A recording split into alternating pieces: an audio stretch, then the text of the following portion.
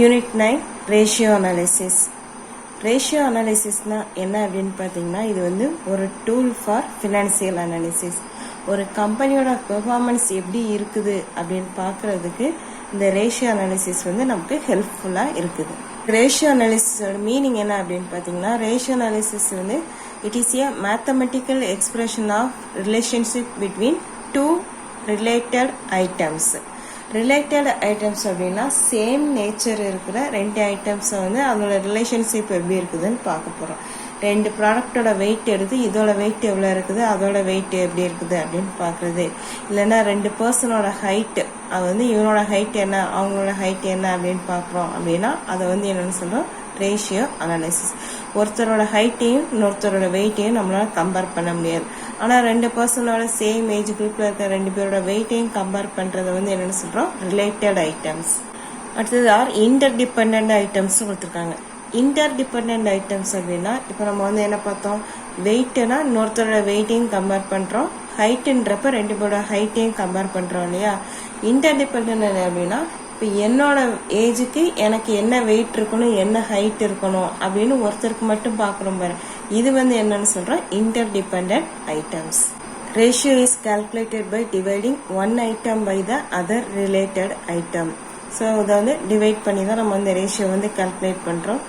When ratios are calculated on the basis of accounting information, accounting information வச்சு நம்ம ratios calculate பண்ணோம்னா அந்த ratio என்னன்னு சொல்றோம், accounting ratios. இந்த அக்கௌண்டிங் ரேஷியோஸ் வந்து என்னன்னு சொல்றோம்னா pure percentage and times. So இதில் பியூர் அப்படின்னு பார்த்தீங்கன்னா இது எதுக்காக அப்படின்னா, பியூர்னா இதுக்கு அது எவ்வளவு இருக்குது அப்படின்னு பார்க்க போறோம். இப்போ 2:1 கொடுத்துருக்கோம் இல்லையா. ஃபார் எக்ஸாம்பிள் இப்போ வந்து நம்ம கரண்ட் அசட்ஸ் எடுத்துக்கிட்டோம், கரண்ட் அசட்ஸ் கரண்ட் லைபிலிட்டி எடுத்துக்கிட்டோம் அப்படின்னா நம்மக்கிட்ட எவ்வளோ பணம் கேஷ் எவ்வளோ இருக்குது, லைபிலிட்டி சைடில் பார்க்குறப்ப கடன் எவ்வளோ இருக்குது, அதாவது டெப்ட் எவ்வளோ இருக்குது அப்படின்னு பார்ப்போம். ஓகே, அப்போ அந்த கேஷ் வந்து இப்போ வந்து நமக்கு வந்து ஒரு 2000 rupees இருக்குது, டெப்ட் வந்து 1000 rupees இருக்குது அப்படின்னா அப்போ நம்ம கையில் பணம் 2000 ரூபாய் இருக்குது, கடன் 1000 ரூபாய் தான் இருக்குன்னா இதை வச்சு இந்த பணத்தை வந்து நம்ம எடுத்துக்கலாம், அடைச்சிடலாம் அப்படின்றோம். அப்போ இந்த ரேஷியோ எப்படி இருக்குதுன்னு பார்த்தா 2:1. சப்போஸ் நமக்கு கடன் வந்து 3000 இருக்குது, கேஷ் வந்து 2000 அப்படின்னா இப்போ நமக்கு வந்து கடன் அதிகமாக இருக்குது, கேஷ் வந்து கம்மியாக இருக்குது. 2:3.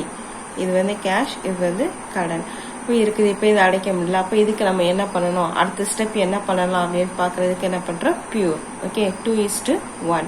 Next one percentage. பர்சன்டேஜ் பார்த்தோம் அப்படின்னா எத்தனை பர்சன்டேஜ், நெட் ப்ராஃபிட் எத்தனை பர்சன்டேஜ் இருக்குது, கிராஸ் ப்ராஃபிட் எத்தனை பர்சன்டேஜ் இருக்குன்னு பார்க்கறதுக்கு இந்த பர்சன்டேஜ் மெத்தட் வந்து நம்ம யூஸ் பண்ணிக்கலாம். அடுத்தது டைம்ஸ்.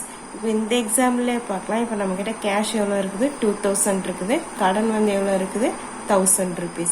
அப்போ என்கிட்ட இருக்கிற பணத்தை வச்சு நான் எத்தனை டைம்ஸ் அந்த டெப்டை வந்து அடைக்கலாம் பார்த்தீங்கன்னா 2 times இருக்குது, இல்லை 3 times அப்படின்னு நம்ம சொல்றோம் இல்லையா, அதுதான். ஸோ அக்கௌண்டிங் ரேஷியோ வந்து பியூர் பர்சன்டேஜ் டைம்ஸ், இதில் எந்த மெத்தட் வேணால் யூஸ் பண்ணி நம்ம வந்து அது சம்ஸுக்கு ஏற்ற மாதிரி ப்ரிப்பேர் பண்ணிக்கலாம். Meaning and definition of ratio analysis. இப்போ டெஃபினேஷன்ஸ் என்ன அப்படின்னு பார்த்தீங்கன்னா, according to Myers, ratio analysis is a study of relationship among various financial factors in a business. இப்போ பிஸ்னஸ்ல இருக்கிற வேரியஸ் ஃபினான்சியல் ஃபேக்டர்ஸ்க்கான ரிலேஷன்ஷிப் எப்படி இருக்கு, அதுக்கு என்ன தொடர்பு இருக்குது அப்படிங்கிறத பார்க்கறதா என்னது ratio analysis. Next one objectives of ratio analysis. First one, to simplify accounting figures. Accounting figures வந்து அவங்க வந்து ஹண்ட்ரட்ஸ், தௌசண்ட்ஸ், லேக்ஸ், க்ரோர்ஸ்லாம் கூட எழுதியிருக்கலாம் இல்லையா, அதை சிம்பிளிஃபை பண்ணுறது. இப்போ உங்களுக்கு எவ்வளோ சேல்ஸ் வந்துருக்குது, அதுக்கு ப்ராஃபிட் என்ன அப்படின்னு கேட்கும்போது நான் 10 lakhs சேல்ஸ் பண்ணேன், அதில் வந்து எனக்கு 2 lakhs இல்லைன்னா 1 lakh ப்ராஃபிட் வந்திருக்குது அப்படின்னு சொல்கிறத விட எனக்கு 2% ப்ராஃபிட், 5% ப்ராஃபிட் வந்தது அப்படின்னு சொல்கிறத வந்து சிம்பிளிஃபை பண்ணி சொல்கிறாங்க இல்லையா, அதுதான் என்ன சொல்கிறோம், to simplify accounting figures. Next one, to facilitate analysis of financial statements. So financial ஸ்டேட்மெண்ட்டை அனலைஸ் பண்ணுறதுக்கு ரேஷியோ அனாலிசிஸ் வந்து நமக்கு ஹெல்ப்ஃபுல்லாக இருக்குது. Third one, to analyse the operational efficiency of a business. So பிஸ்னஸை வந்து ஒழுங்காக பண்ணுறாங்களா இல்லையா, எல்லா இதையுமே ப்ராப்பராக யூஸ் பண்ணுறாங்களா, அந்த ஆப்ரேஷன்ஸ்லாம் எப்படி இருக்குது அப்படின்றத அந்த கம்பெனியோட நடவடிக்கைகளை தெரிஞ்சுக்கிறதுக்கு இந்த ரேஷியோ அனாலிசிஸ் வந்து நமக்கு ஹெல்ப்ஃபுல்லாக இருக்குது. Next one, to help in budgeting and forecasting. So இந்த ரேஷியோ அனாலிசிஸ் மூலமாக நாளைக்கு என்ன நடக்க போகும், அதுக்கு நம்ம என்ன பண்ணணும், அதுக்கு எப்படி பட்ஜெட் ப்ரிப்பேர் பண்ணலாம் அப்படின்றத ப்ரிப்பேர் பண்ணுறதுக்கு இந்த ரேஷியோ அனாலிசிஸ் வந்து நமக்கு ஹெல்ப்ஃபுல்லாக இருக்குது. Next one, to facilitate intrafirm and interfirm comparison of performance. So இதில் இன்டர்ஃபர்ம் இன்ட்ராஃபர்ம் இருக்குது இல்லையா. இன்டர்ஃபர்ம்னா ஒரு கம்பெனிக்கும் இன்னொரு கம்பெனிக்கும் கம்பேர் பண்ணி அவங்களோட பெர்ஃபார்மன்ஸ் எப்படி இருக்குன்னு பார்க்குறது வந்து இன்டர்ஃபர்ம். இன்ட்ராஃபர்ம்னா ஒரு கம்பெனியோட இந்த இயருக்குள்ளதையும் ப்ரீவியஸ் இயரோட ரிப்போர்ட்டையும் கம்பேர் பண்ணி பார்க்குறது வந்து intrafirm. Next one, classification of ratios. இதில் வந்து 2 டைப்ஸ் இருக்குது. First one traditional classification, another one functional classification. ட்ரெடிஷ்னல் கிளாசிஃபிகேஷன்ஸில் நமக்கு வந்து 3 டைப்ஸ் கொடுத்துருக்காங்க. Balance sheet ratios, income statement ratios, inter statement ratios. இந்த பேலன்ஸ் ஷீட் ரேஷியோ என்ன அப்படின்னு பார்த்தீங்கன்னா இதில் வந்து current ratio, quick ratio, proprietary ratio, டெப்ட் ஈக்விட்டி ரேஷியோ இருக்கும். ஃபர்ஸ்ட் நம்ம பியூரில் பார்த்தோம் இல்லையா, கேஷ் அண்ட் டெப்ட் பார்த்துருந்தோம்ல. அப்போ கேஷ் அண்ட் டெப்ட் அப்படின்றப்ப அந்த கேஷ் நம்மக்கிட்ட எவ்வளோ இருக்குது, டெப்ட் எவ்வளோ இருக்குது, இதை வச்சு இந்த கடனை வந்து நம்மளால அடைக்க முடியுமா இல்லையான்னு பார்க்குறோம் பார்த்தீங்களா. அப்போ அந்த கேஷ்ன்றது நம்ம ப்ரிப்பேர் பண்ணுற அக்கௌண்ட்டுக்கு ஃபைனல் அக்கௌண்ட்ஸ் ப்ரிப்பேர் பண்ணுறப்ப அந்த கேஷ்ன்றதும் டெப்ட்ன்றதும் எந்த அக்கௌண்ட்டில் இருக்கும், ட்ரேடிங் அக்கௌண்ட்லையா இல்லை profit and loss or balance sheet. Balance ஷீட்டில் தான் இருக்கும் இல்லையா. கேஷ்ன்றது அசட் சைடு இருக்கும், டெப்ட்ன்றது லைபிலிட்டி சைடில் இருக்கும். அப்போ இந்த 2 ஐட்டமுமே பேலன்ஸ் ஷீட்டில் தான் நம்ம எடுக்கிறோம் அப்படின்றனால இந்த ரேஷியோ நம்ம என்னன்னு சொல்கிறோம், balance sheet ratio. Next type என்ன அப்படின்னு பார்த்தீங்கன்னா income statement ratio. Income statement ரேஷியோவில் என்ன பார்க்குறோம் அப்படின்னா gross profit, operating cost ratio, operating profit ratio, net profit ratio.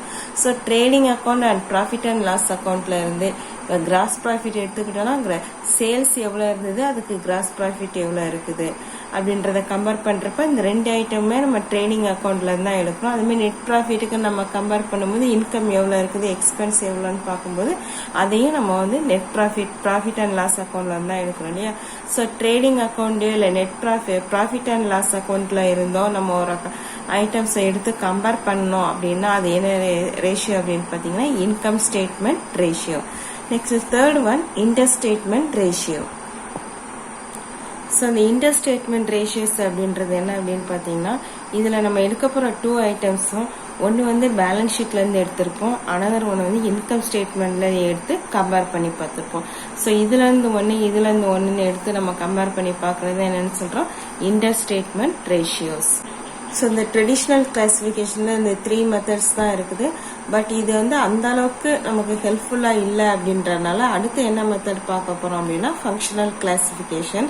இந்த ஃபங்க்ஷனல் கிளாசிஃபிகேஷன் ஆஃப் ரேஷியோஸ் வந்து 4ஆக டிவைட் பண்ணியிருக்கோம். ஃபர்ஸ்ட் ஒன் வந்து என்னன்னா லிக்விடிட்டி ரேஷியோ. லிக்விடிட்டி ரேஷியோவில் வந்து என்ன இருக்குதுன்னா current ratio, quick ratio. Liquidity ரேஷியோன்றது வந்து ஷார்ட் டேர்ம் சால்வென்சி ரேஷியோம்போ. நெக்ஸ்ட் டைப் என்னன்னா லாங் டேர்ம் சால்வென்சி ரேஷியோ.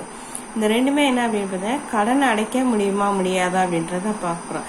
இது வந்து ஷார்ட் டேர்ம் ஏன் சொல்கிறோம் அப்படின்னா வித்தின் 1 இயருக்குள்ள நம்ம வாங்கின கடனை வந்து ஒரு 3 மாசத்துலயோ இல்லை 6 மாசத்துலயோ அடைக்க முடியுமா அப்படின்னு பார்க்கறது வந்து லிக்விடிட்டி ரேஷியோ.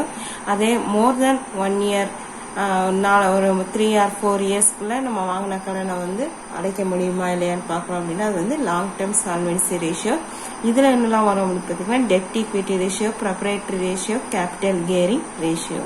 அடுத்தது ப்ராஃபிட்டபிலிட்டி ரேஷியோன்றது என்ன அப்படின்னு பார்த்தீங்கன்னா gross profit ratio, operating cost ratio, operating profit ratio, net profit ratio, return on investment.